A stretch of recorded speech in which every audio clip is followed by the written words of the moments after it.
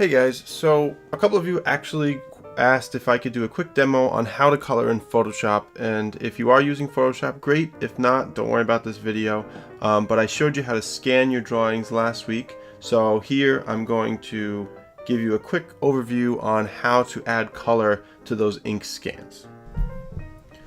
Alright, so here I have Rocco the Yeti from our last lesson. As you can see, there's some color on him on the guy on the top left, and I have my color scheme to the left of him. Those are the colors I've picked out for our character. Now I have a lot of faces to color here, but each face is on its own layer. The background has been deleted just like we did last time, and here what I'm going to do is I'm going to take the laughing face and I'm going to add color and bring it to the same level as the one on the left. As you can see, the white background is its own layer that I added after I had deleted the white. So now you're going to click there in the corner, you're going to click a new layer, and you're going to call it color. That's what I think would make sense, and it's going to be our layer for the color of the character, and I'm going to put it underneath my ink layer for the laughing face. Now if you have it all as one layer for ink, that's fine. Just make each layer of color its own layer. That would be my recommendation. Once you have your color layer separate and it's underneath your inking layer, and if you're drawing in Photoshop straight as is, just draw on its own layer the ink, and then the color goes on a separate layer. It's the same concept. So here I have my color scheme like I said earlier, and it matches each thing. You can quickly use your eyedropper. If you hold down Option while you have the brush tool, you can easily grab the eyedropper and you can pick the colors that you've already picked out. Once you have them, then this is the process now that I like to do. Once you do that, is you just take your brush tool and you do an outline around each section that you want that color, like I'm going to do here. Okay, so here his skin is like a grayish color. So I go around the outskirts of his ear and his face with the gray color.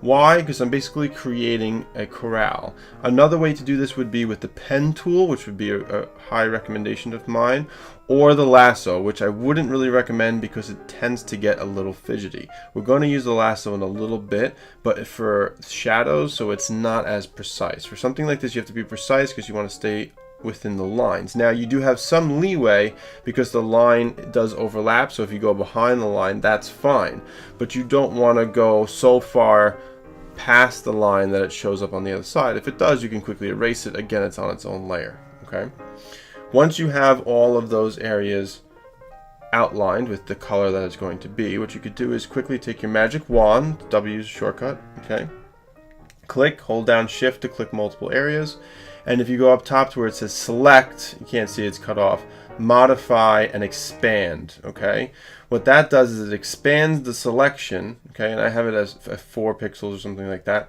so that it overlaps the color of the outline that we already did. If you don't do that, sometimes you get a white line between the outline you did and the fill color. You can also use the paint bucket, and you can fill in areas with the paint bucket as well.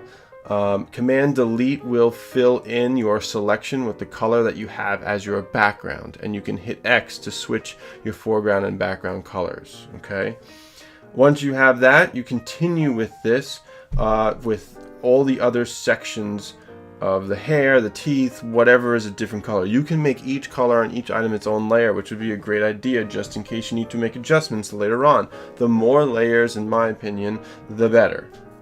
Okay, so really quickly, we're going back to our original here. We're going to add some shadow. So I have a separate layer here that I have for my color, and I'm going to make a new layer above it called shadow. And if I put my arrow in between, you see how it's changing there?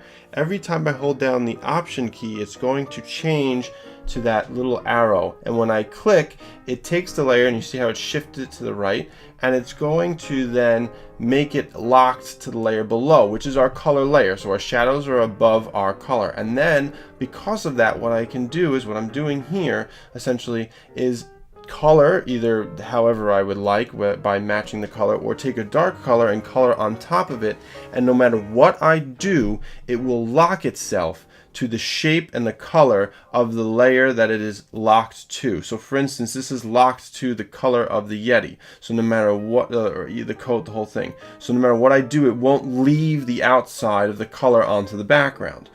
That was the whole point of filling in large batches of color as our first step, which we did with the grays, the blues, the browns here, the other blues, right? And the purples for the eyes and the yellow for the teeth. Once you have those there, you can easily select them with the magic wand because they're separate. If they're on separate layers, like I said, the more the merrier, which is good.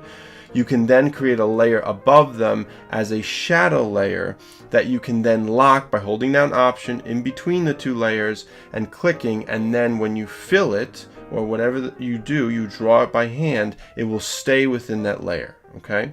What's also great is once you have it filled in, okay, and you have the color that you've chosen for your shadow, you just fill it in on the layer above, and now we can edit it. So we can change the transparencies. We can change the layer styles so that it looks like color. You could also go in and match the browns and actually figure out the colors that would work as the actual shadow color, which is fine, but I think it's a lot easier, a lot less work if you just take a dark color on its own layer above, fill it in, and then we're going to drop the opacity or play with the layer styles, see what works. It really depends on what you're looking for in color, like maybe a purple, maybe a blue. Is there blue lighting? Is there bright lighting? It works for lighting as well as shadow. Okay. So here I'm just adding in some more shadows. I've picked my light source, which is coming from the left, okay? And make sure you follow that light source. That's really important. That will make it believable. And once I have that, I'm just going to go forward using the lasso tool because I just find it easier to lay in my shadows. You can also use the brush tool. Again, there's no specifics here. You can use your pen tool if you wanted to. It really doesn't matter.